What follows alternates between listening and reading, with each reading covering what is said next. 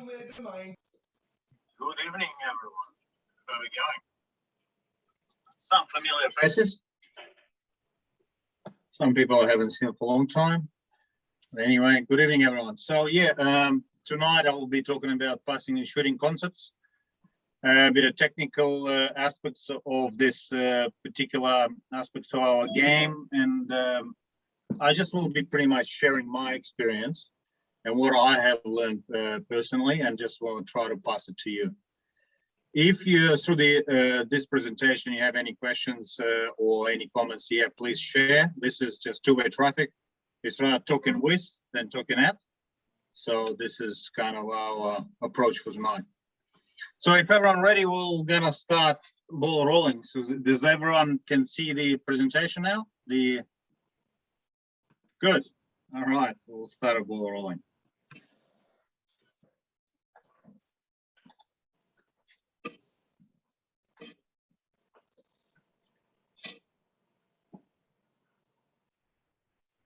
So tonight I'll be talking about general concept of about passing and shooting. The main points for coaches, the concept of passing and shooting action. As through entire action, we're going to go step by step or frame by frame, what it is, what it takes, body positioning and movements through the passing and shooting action, the preparation as in general, what it takes to get into the decent passing and shooting levels. We will be talking about risk factors, some video analysis and other things, just, you know, whatever is supported, whatever will be helping us through all these exercises. Okay, the general concept about passing and shooting. So the most important part from whatever technically we're going to be executing, the most important part is actually learn about the philosophy, what it takes and what stands behind it. So the anticipation and the vision behind passing and shooting, absolutely critical and fundamental point for learning. We should teach our athletes how to anticipate what their next step will be. Many of our, especially younger athletes, and later on in the track, we're learning bad habits, and it translates later on in the game. I keep constantly saying to my athletes what I've been coaching, so just watch what you're going to be the next step, anticipate and prepare for the pass, prepare for the shot. So even what's happening to us, we actually start acting when a ball comes to us, then we kind of wake up and we start moving. It's too late. You need to get into the position with your legs, body, rotation and everything before ball come to you. When ball come to you through the pass and shoot, you can then move into the next step. And it's absolutely critical. So once again, with that, we will be talking about body position as a fundamentals, what it takes as a balance in the water, hips, not shoulders. What I mean by that, hips, not shoulders. So entire body balance should sit in our hips like a center of gravity. You're all familiar with roly-poly doll. So if you tap, it comes back. So the similar concept, we need to kind of pass to our athletes. That's very, very important. So our body balance should sit in our hips and our legs, because many of the kids and the athletes not necessarily engage in their lower body. They predominantly try to act with upper body, and that's absolutely dysfunctional approach. So once again, just think about that visualization of roly-poly doll. Keep your center of gravity, keep your balance on your hips, and that would be probably my best advice through all this passing and shooting drills. Then it's very important how we sit in the water as a base, our range of motion with our leg base. The wider we're going to sit in the water, higher our knees in the water. That's the best possible way how we're going to go about it. I will be, through our presentation, I will be breaking this frame by frame, and we'll be talking about a little bit more into details. And the support and the balance of the weaker arm. So if I am right-hander, so I will be using support of my left hand in the water, and vice versa for the left-handers. It's absolutely important, and especially through the passing and initiation of the shooting, it's important to use that proper balance of the weaker arm. I mean, weaker arm, the opposite arm, which one not engaged in a passing or shooting action, as a balance. Many athletes, especially male, tend to leave the weaker arm and try to rotate the body. It will come when you get stronger, and will come when you get more stronger through your core, and will come when it gets more sophisticated technically. It's inevitable. Later will come. But for the start, it's absolutely critical to focus on the basics. And that arm, if I'll actually go back to the presentation here, the picture, this guy in here, Tamas Kasas, arguably one of the best players play this game. As you can see, his left arm is in water. He keeps the balance. And through all the pictures we will be going on, you will see many of examples. That's the proper body position. In Ash's son here too. So in this picture, Ash has her left shoulder or left arm in the water, just keeping a balance. We'll be also talking about a little bit biodynamics, like body movements, the patterns through the shooting and passing action. We will be talking about timing. That's already touched upon now about our timing. So that's get yourself before ball come to you. Realize what is a passing opportunities, what is shooting opportunities, where's your passing line, shooting lines. It's all absolutely critical. So just look at defense. How me personally, how I like to look into the passing and shooting, always look into your final destination. So if you're the shooter or the passer, so always look where your final destination will be, and then look backwards for the obstacles. Because many people only see what just the front of them, which is good, but you also need to know where is your final destination.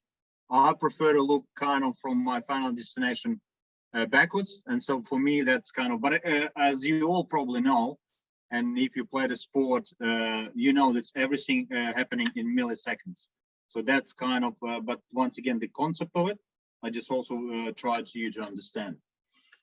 One other absolutely critical point through the teaching of the passing and shooting, always adjust your body to the ball, not the ball to the body. Controllable, okay? You can change your body position, but you cannot change the trajectory of the ball. When ball traveling to you, you cannot change that, but you can adjust yourself. So once again, it's coming with anticipation and a vision. If ball coming lower to you, yeah, you can duck under, you can adjust your legs, you can adjust your body. But then if you're gonna start grabbing a ball and start adjusting ball to yourself, the time runs out. Especially you will know it on a higher level. Every split second matter, and that's absolutely critical. Okay, philosophy of the passing and shooting action as a concept. Once again, I mentioned about anticipation. So all our action of anticipation predominantly happening without a ball. So scan, search, look for the possible opportunities. That's what I'm talking about, your passing line. You need to get yourself, make yourself available for the ball to come to you. And when the ball comes to you, you have to be ready, have a proper body position so you can execute or move to the next step. It's going to be passing, moving, sliding, gliding, shooting, whatever it's going to be, you need to be ready. Once again, get into the position before the ball comes to you. Watch the goalkeeper. It's already mentioned about final destination. Watch goalkeeper if you're in shooting, or watch your teammates when you're going to make a pass. So it's absolutely critical. You know, if your teammate or the goalkeeper, they're ready and not ready, well, just you need to know what's happening. Once again, watch for the openings.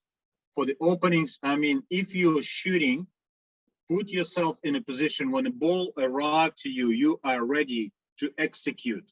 So that's mean you have to create a shooting line or shooting corridor. Or if you're the passer, once again, get in the position as the ball arrives to you, you know where you're going to pass the ball, and you have clear opening. You're not gonna make a low bear pass, or you're not gonna adjust yourself. So just look for those patterns. Once again, look for the defensive patterns. Read the next step, whatever it's going to be. If it's going to be, let's say you're going to receive the ball, make a pass, what you will be next step, either drive or retrieve, whatever you're going to be doing, or after shot, you're going to come back. Make sure you're preparing, you anticipate your next step. And always when you're shooting or passing, analyze the backup option, so the defensive possibility. You cannot expose yourself, and you cannot get yourself vulnerable after one action. So once again, at the moment, I'm not talking about any technicalities. At the moment, I'm just talking about conceptual part of it, how we should teach our athletes to just philosophically approach our passing and shooting. I'm going to be going now a little bit more into the technicalities, into more details of the technical aspects of the game. So once again, preparing the shot, the shooter must be ready before ball come to you. We will be talking about a bit later on. So body position, it's a shorter tucked in legs. So everything we kind of going to go from bottom up.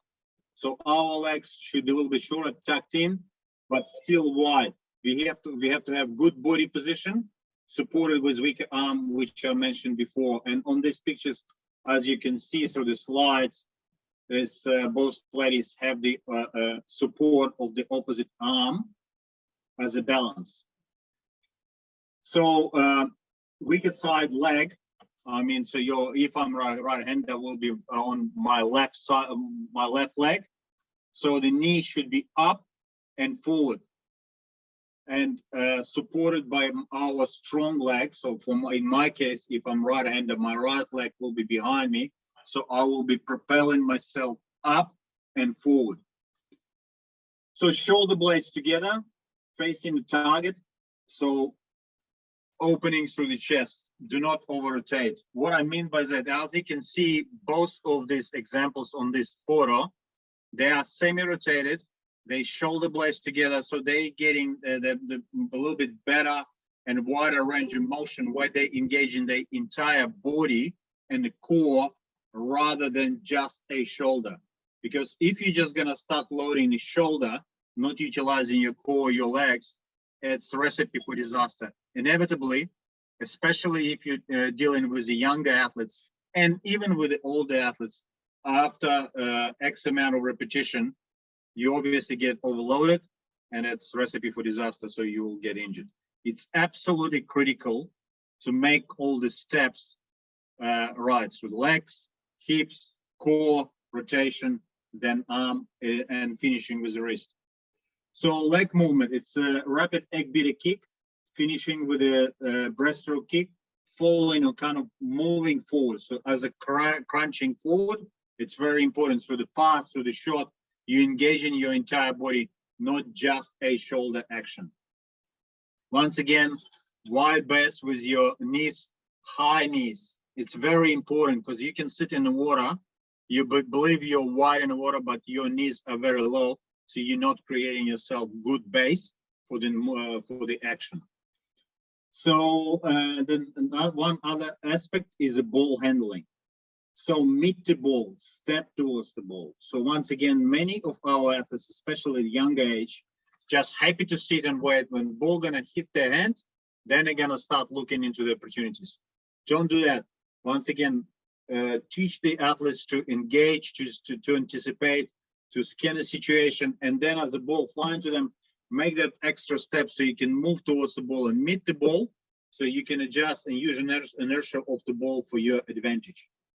So steady and locked in wrist. What I mean by that, not tilted. As you probably can visualize and see, the many, if you just compare basketball or netball action, we do tilt our wrist backwards. That's no goes on. Don't do that. So just have your wrist a little bit locked in. So, but steady. You just don't squeeze the ball, but the wrist has to be locked in. As you can see on the both pictures in here, so the both ladies here, just they have wrist locked in, not tilted. Okay, Don't squeeze the ball. Especially boys have the tendency to squeeze the ball, which just eliminates any possibility of finishing proper action. So arm slightly bended through the elbow, as you can see on these pictures, and will give us better range of motion and better flexibility. Higher you sit above the water, much better for you. Well, once again, this is examples of elite athletes. As a matter of fact, on the top picture, Mary Musselman, arguably at the moment, the best female shooter in the world. So that's her technique. So she sits nice and high, utilizing entire body action. So body, shoulder, elbow, wrist drive. So once again, you're driving through your legs, core, body. Then you're following with your shoulder, then elbow, and then you're finishing with the wrist. So there has to have that sequence, because many of the athletes just have an elbow drive and they dragging the elbow low through the water and nothing happening. So that's very important to spend more time, and we will be talking about it later on. Don't be afraid to use many drills on a dry land where you can actually come and help and adjust athletes with their proper body position. And once again, at the end, it's absolutely critical to teach our kids or our athletes how to flick the wrist at the end, because the flicking of the wrist will give you direction, give you that final touch when you need to change direction of the ball and just a bit more, become more versatile as a passer or a shooter. So we're talking about that. I've been talking about the passing and shooting action step by step. So once again, we talk about, as you can see in that picture, and a bit highlighted, so the legs, hips, the torso or the core, and then the right arm or just your strong arm action. As you can see, even in this picture, the opposite arm is making support. So once again, general actions through the legs-based body drive, hips drive rotation, following through the crunching body or torso, long arm action, kind of try to make it longer as you can, but it's slightly bended, and finishing with the wrist action. So that's kind of most neutral picture, you know, explaining how we need to teach our athletes, and that's what's absolutely critical. Once again, first two steps, legs and hips rotation, absolutely critical. Many athletes making big mistake, they just squaring up to your final destination. Once again, if I'm right-hander, I prefer to put my left shoulder forward, bring it back, bring my shoulder blades together when the ball comes to me. I'm open here and ready to go. Like a bow and arrow, like, you know, you just, when you open it up, that's I'm ready to go. And with that, with my semi-rotated action, I can engage my entire body, move, and make my next step technical execution, whatever I need to do in this space. So underwater legs, so I mentioned about, so we're talking about elevation, rotation, our crunch, and a shot. But all that supported by leg action. So egg beater kick, everyone familiar. It's like it's a breaststroke kick with alternative action. But it's absolutely very important, our knees or knees of our athletes sitting nice and high. The good water polo player, their knees nearly touching the surface. That's how how high they sit. Once again, we're dealing with different level of the athletes. We're dealing with some beginners, but it's very important to teach them how to go nice and wide, nice and grippy in the water, so you have a good high knee egg beater kick and just in that base. So we talk about it before, about falling and moving forward, as it is just showing this animated picture here. I'm calling it also like stepping over the box. As you can imagine, you're gonna move forward with your left leg. You're just kind of stepping over the box, so that you're gonna bring your knee up high and you're gonna kind of move forward. That's, to me, is you're all familiar with baseball. You see all this baseball is just engaging entire body, leaning forward, and just pretty much become nearly horizontal towards the end of the finishing action. Me believing so far, does it all make sense at this stage? All good? You following through? Good. I'll just better keep rolling. So all these aspects, what I'm talking about, absolutely critical and absolutely important. So also one other aspect when we balking, because you might gonna get a ball before you pass or before you shot, you might have to balk or open up, or just you're gonna be sitting with a little bit delay. So make sure you do teach your athletes to that action has to be comfortable and controllable. Many young athletes get a ball and they start vigorously swinging it, losing entire balance, entire body position.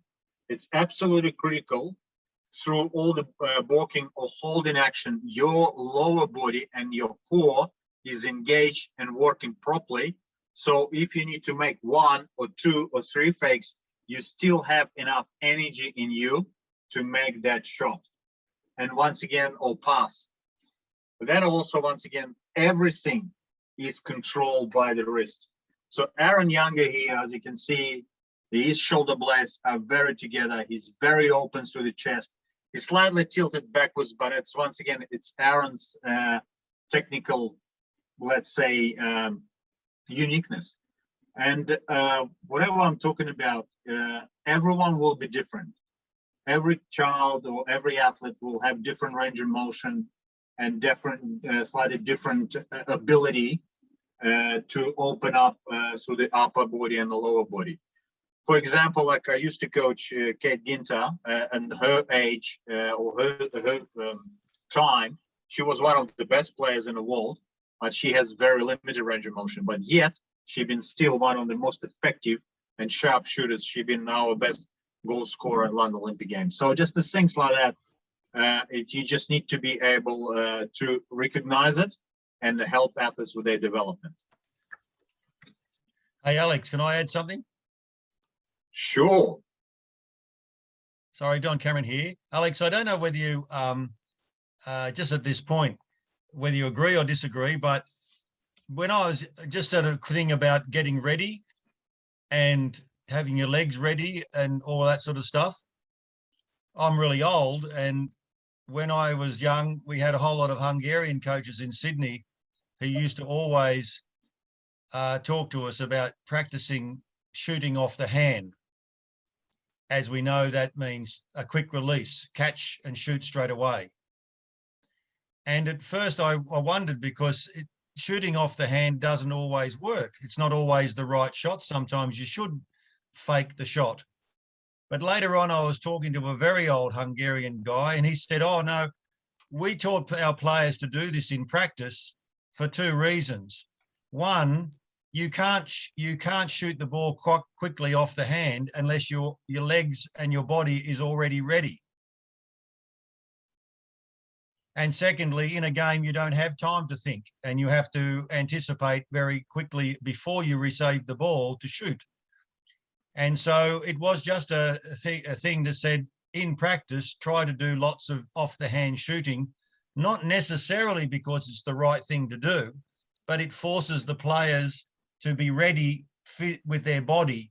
And I've noticed coaching young juniors, as you're emphasising, they're often worrying about catching the ball first and then like balking 3 times to get their legs into position. And then they never hardly get in the right position anyway, and then they shoot. So I just thought I'd share that. No, I've shooting off the hand. Thanks for stepping in, and thanks for the bit of addition to it. Absolutely right. 100% right. And that's why I stressed before, the anticipation and be ready before ball come to you is absolutely critical. And that's our first fundamental approach or fundamental steps we should teach our athletes in any level. And trust me, higher the level you're going to go, it's going to be a very similar approach. But if they're going to learn good habits at the start, they will going to help them later on in the track. So for that matter, offhand shooting, and me personally, I was a big fan of offhand shooting. Not many people are, but I am big fan of offhand shooting, particularly for the reason, if you are ready, you can execute, and even in the men's game. because that execution is just worthwhile. In the women's game, it's even more effective because speed is slightly different. And not to walk too far away, everyone familiar, we just lately departed head coach Elvis Farovic. He was very well known for offhand shooting. So, and that's what his forte. And quite often he actually done offhand lob shot. So, but that's, once again, is very effective. But for that reason, once again, do through your feedback, through your teaching action, do stress that your athletes have to be ready before ball arrive to you. It's absolutely critical. So I will be talking a little bit about it here, just main passing and shooting variations. It's very important to practice all variation of the passing and shooting action from every position of our field of play. It's absolutely critical, because I see many people just park our athletes in one position in front of the goal and off you go. No, really teach your athletes to be versatile and teach especially shooting outside of frame and from the angles, because you know it yourself, when it comes to the boiling point in the game and your athlete not ready and don't know how to behave in that, let's say, corner situation, or even right hand, they're going to find themselves in left-hander's wing, which is position 3 in our play, if you're not familiar. So that's also, once again, is a different ball game itself. It's absolutely important you trying to expose through your practices, and I know time is limited, you the kids on different angle. And the athletes who've been with me, I'm absolutely, putting big emphasis on different angle shooting, also with or passing. Also with that, it's a different variation of the pass in the field. Could be static passing, could be mobile passing on your legs, or from a swim, pick up and pass. All these aspects of the passing on shooting drills need to be practiced in a different occasion and different angles of the field. So like main shooting pass in action as a basic action, you just pick up the ball, you sit nice and square, semi-rotated, and you make a pass. Then a scoop shot, a scoop pass. Is everyone familiar with that? Some people call it screw pass as well. So that is also important.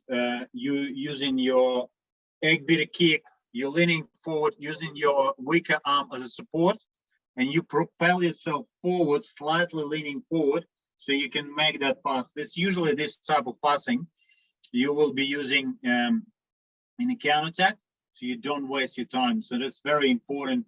You use breaststroke kick as you pass the ball, and off you go, maybe on the swim. Also, that's very effective shooting action as well. So the push shot, or people call it the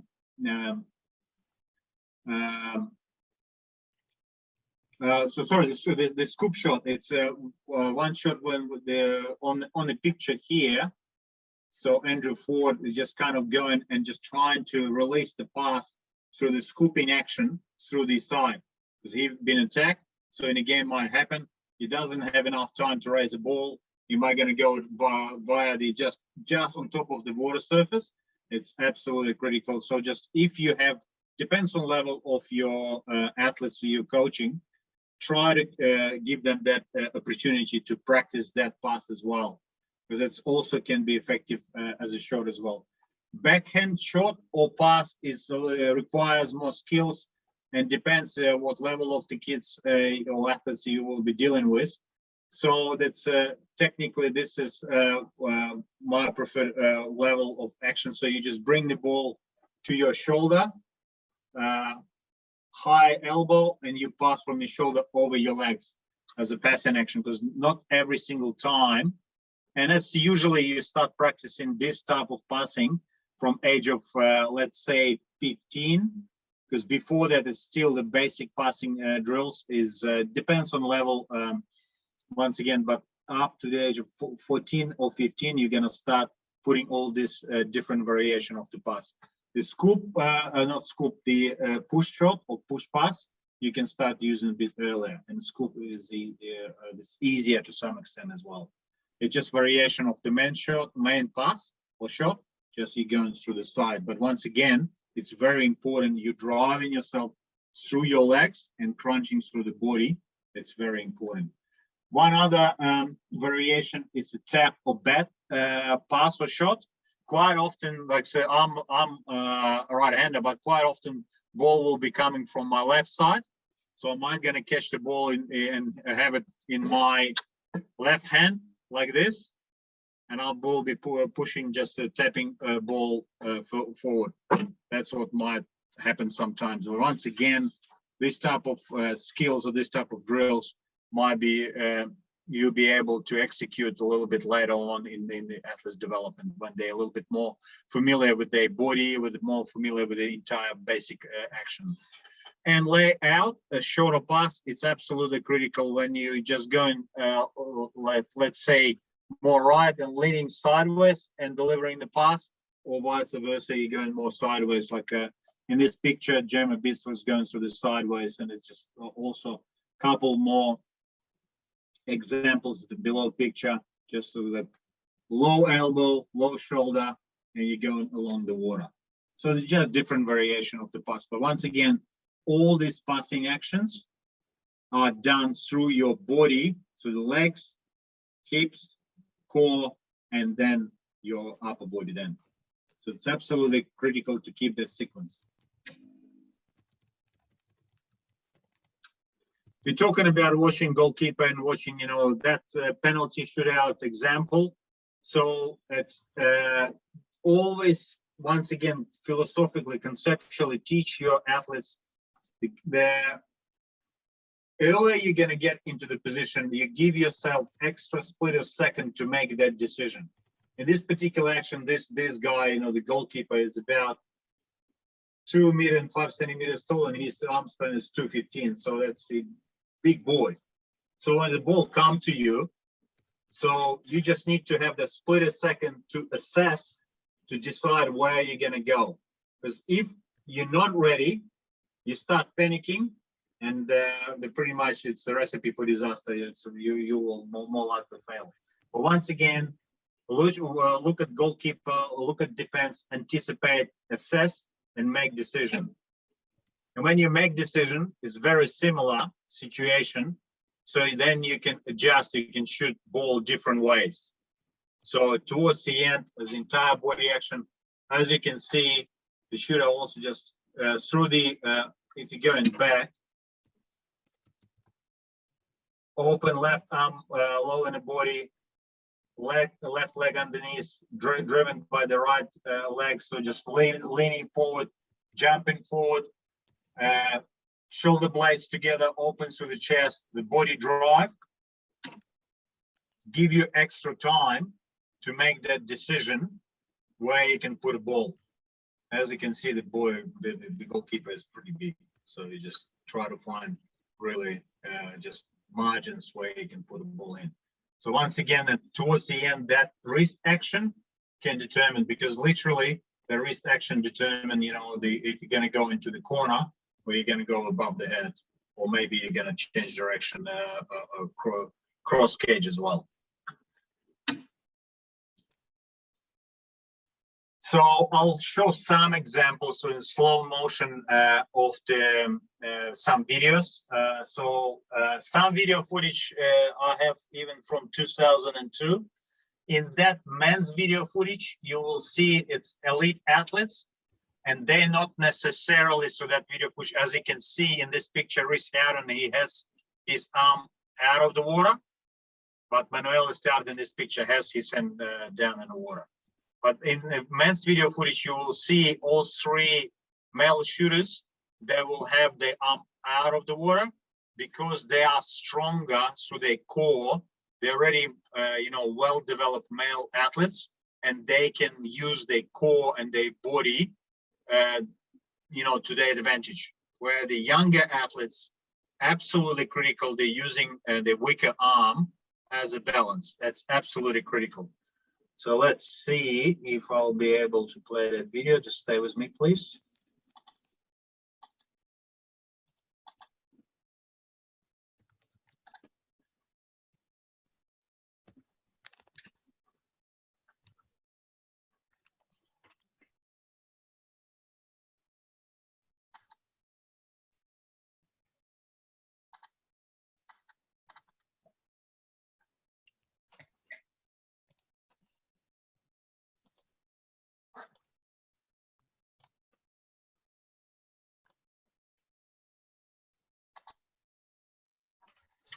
Hang on, it's not the one.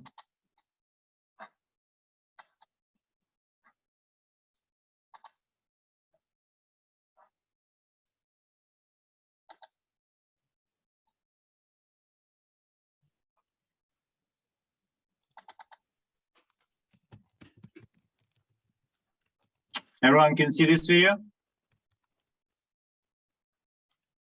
Yep. Good. There's no sound here.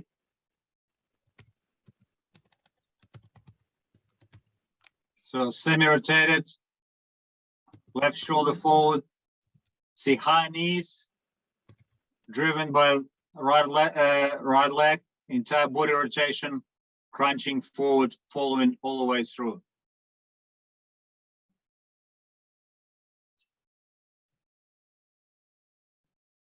Sideways, rise up, so it's egg beater kick, coming with the breaststroke kick, throwing body forward, hips, core, and even probably more would need it just to probably lean forward, but because it's male, developed physically already athlete, so they have enough power in him.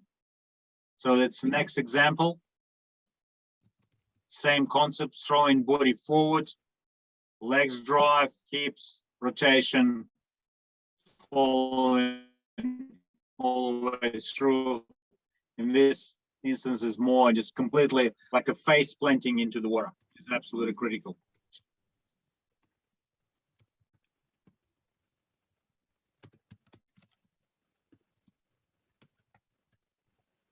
As you can see, that predominantly it's legs and body action, finishing with your upper body, finishing with your arm.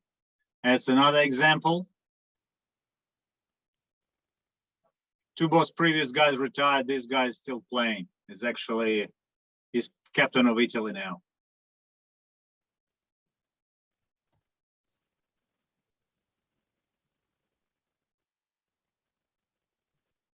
So hips forward, rotation through the body, nice and high, up. I'll show you the girls. Just 1 second, stay with me.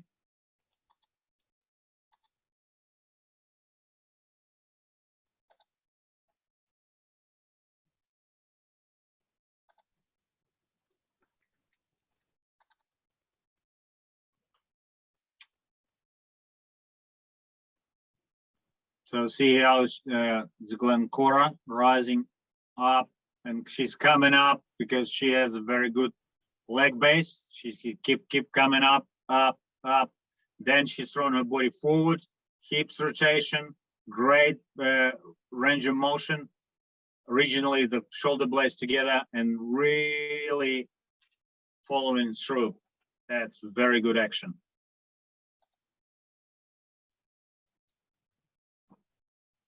Same here. Up and up and up. Using balance of the other arm, driving forward. Crunching through the trunk and following all the way through. See how the knees nice and high?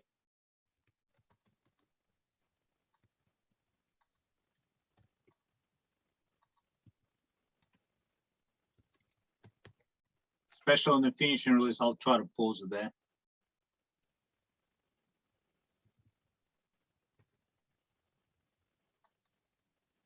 See how high it is? And the following rotation through the hips and following through.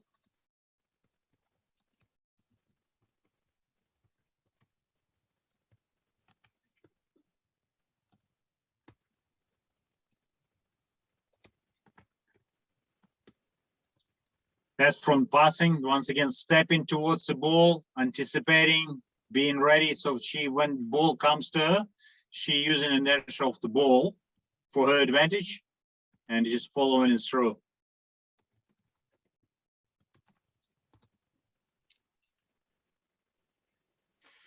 Same, like see, like she's stepping slightly towards the ball, trying to meet the ball earlier. and then using the inertia of the ball for her advantage once again.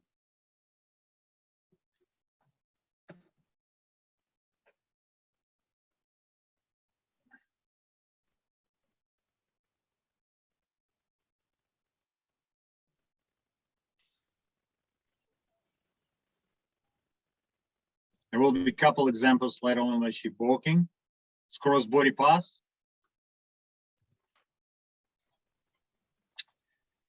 Oh.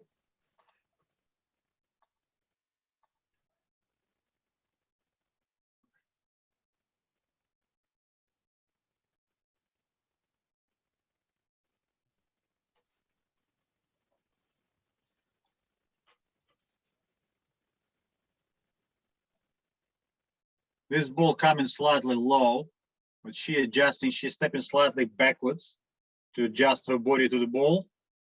Once again, try to meet ball earlier, then adjusting, rising through her legs again now. Open up to the chest and going forward.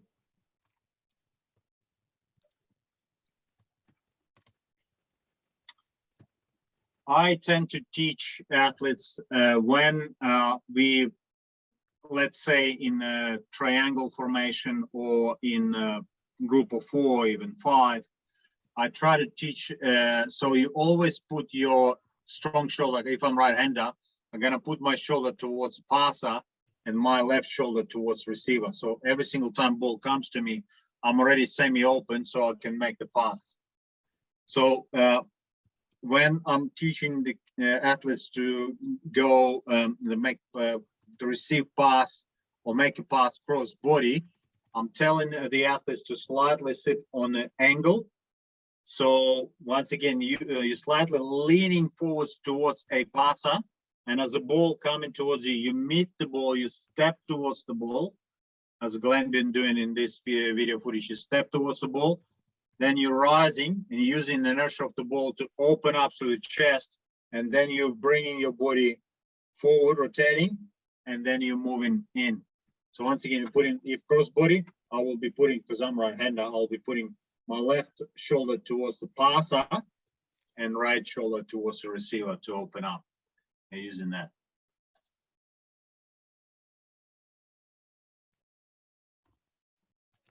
Once again, it's you can see that the legs here is doing all the job to lift it up, to have a good, nice base, and finishing with breaststroke kick, moving forward. See meeting ball earlier.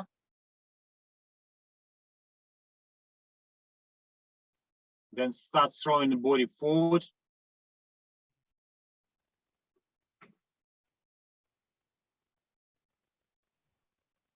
And a support leg drive. Good.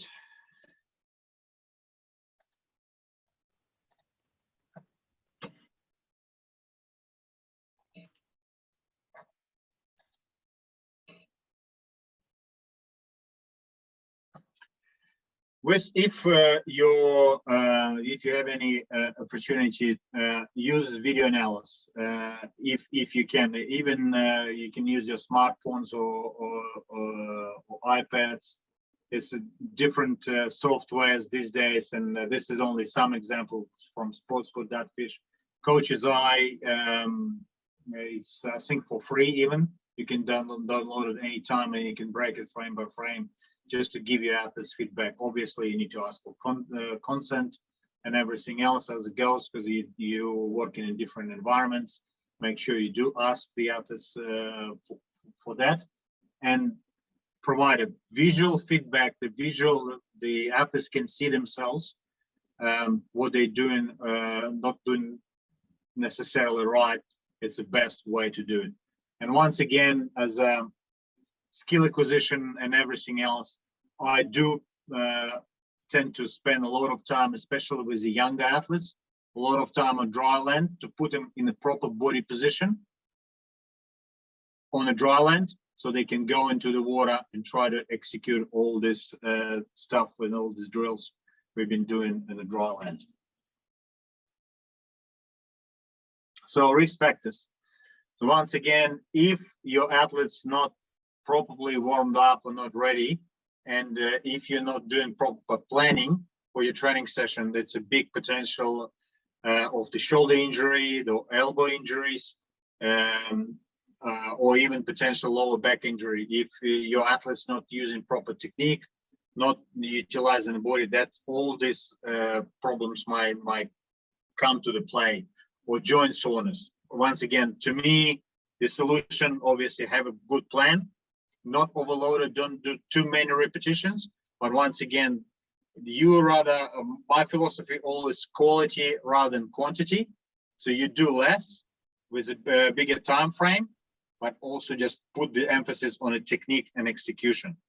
So load management, I mean load management of the session length, how much time they will spend with the ball and all that, absolutely critical in your planning. You cannot just give them ball and just will be doing all the shooting all day, because especially younger kids, it's a recipe for disaster. You need to mix it up. And as you can see, I'm not going to give you the drills. I'm talking here about just predominantly the conceptual approach towards passing and shooting. And proper warm-up, you cannot subsidize anything with a proper warm-up. From your head to the toes, every single joint need to be ready before you're going to go into any more complex drill exercises. So preparation aspects. Once again, you can do shoulder stability programs, which also help with the strength of muscles, and also will help with your range of motion and flexibility. So the wrist strength and flexibility, so your wrist, it's absolutely important. So our athletes learning just to strengthen up the wrist, but it doesn't mean they learn how to squeeze a ball. It's about this action, the flicking action of your wrist is absolutely important. So not necessarily strength how you squeeze.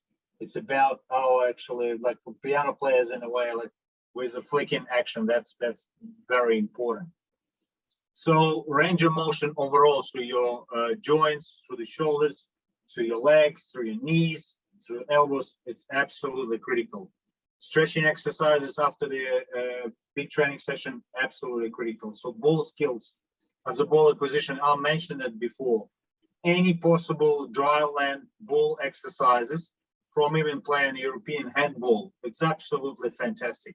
So you can play European handball if you can. It just gives you pretty much it's water polo on the land. You can also talk about your body position, your elbows, your body rotation, your passing lines, your shooting lines, your anticipation. That game will provide you all of that. Dodgeball, phenomenal game. Teach a bit of a healthy level of anger, and teach everyone just to be a little bit more precise when you play in these games. It's I found it. I use it in my practice. Fantastic and phenomenal. So body core stability as well. It's absolutely critical. We talk about our legs and our core stability, our core strength from early age. It's very important. You do work a reasonable amount of time you spend on core flexibility and core stability and general conditioning programs. Many people saying, oh, we are water babies, we can't do things on dry land. No, it's nonsense. Earlier you can do it, it's better. I come from one particular water polo school where as a kid, on Monday ran 3K, on Wednesday ran 5Ks, on Friday I ran 10Ks. So, and that's every week like that. And on Saturday, we play football. I'm talking European football, not rugby league. So that's what we play. So we've been doing many things on dry land, and it does helping you with overall strength and everything else, like, with your eyeball coordination and everything else, it does help. So if you don't have a pool, if you have only a couple of lines, or you don't have pool access, you can do many things on dry land. It's use your imagination, but once again, put emphasis on the rotation, technical execution. If you're doing it on dry land, you can do exercises standing or kneeling or even sitting, where you're using your body. So you're crunching and all the things. The kneeling, probably most effective drill in that space. So you put your, if I'm right-hander, I will be putting my left knee up, and I will be leaning on, kneeling on my right knee. And so already in semi-rotating, semi kind of throwing position. And that's very effective exercise too, just to talk about technical aspects of the entire action. So the coaching points recap, we're nearly done. As you can see, there's not much to it, but it's very critical to just really, I want to reiterate, to provide, it's important you provide your athletes positive, continuous, and constructive feedback. It's very important, and catch them being good. So you give them one particular task, so they drill, and really see them how they're executing, how they make an effort. And if you see them, they're doing right thing,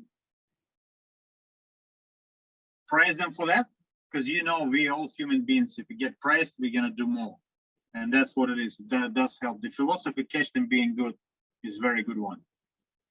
So once again, through entire process, even it's normal and just a very basic passing drill, talk about anticipation, talk about being ready before ball comes to the athlete.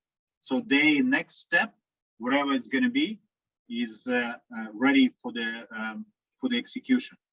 So once again, it's positioning, timing, action lines, which I mean passing lines, shooting lines, driving lines, whatever it's going to be. And so you are ready when the ball comes to you. So basics first.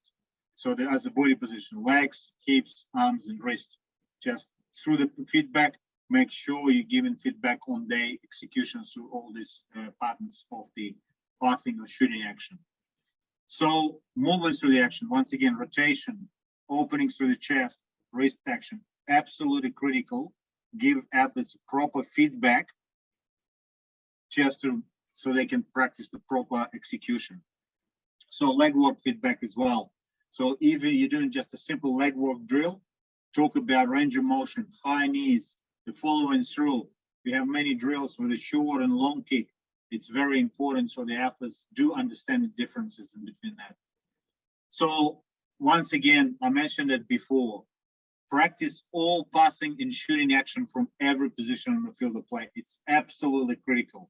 So your athletes have that perception and understanding what it takes, because you know, especially through the younger age, their physical ability is limited and they cannot throw the ball for the long distances. But sooner you're gonna start practicing it, and sooner they're gonna learn proper body action, so easier for them will be execute, especially longer distance passing. That's absolutely critical. If they're gonna have their legs and crunching through the body, are going to help them to cover longer distances as well. Spend a lot of time on a dry land, as I mentioned before, practicing all the proper positioning. Once again, you don't have to spend all the time in the water. I do strongly recommend come to every training session half an hour to 45 minutes before, so you can give kids a ball and they can practice in all these things on the dry land, and you can give them feedback more, because when the kids in the water and you on the pool deck, it's not the same, different angle and all that. When they on a dry land, you can talk about shoulder blades, open up through the chest, the rotation, the hips, the semi-rotations through the hips, and all these things you can talk about. One thing I really would like to stress, do not load your athletes with all the specific medicine ball, rubber bands, or belt devices sooner. Don't do that. Go to the technique first, give the right to the athlete to earn that technical execution, and then you can load them up for the physical load. So it's absolutely critical. I've seen through my practices, many of the young coaches doing mistakes. Oh, I've seen this, the senior athlete doing, here you go, this is a medicine ball for you, go and practice. Don't do that. Especially in the early development stage, probably up to age of 14 to 15, do not load them up. What I mean was with all this rubber bands, dumbbells, and other stuff, you know, the belts and rubber bands, you know, or medicine balls. Don't do that. They're still forming. More time you can spend on technical execution is better. So just the body and the ball. That's absolutely important. So I cannot stress up more about it. So that's pretty much kind of it. If you have any questions, I'm happy to answer.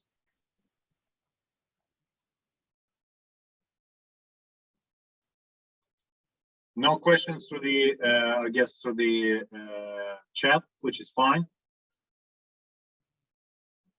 All right. Well, so Alex, can I add one thing more? absolutely, Don. You mentioned at one point the elbow. I just mentioned an experience, and if you, some of the other coaches might want to try this. I asked some local softball coaches to come to a couple of trainings, and my rationale was they're used to teaching, in the old days anyway, they're used to teaching young girls how to throw when they hadn't,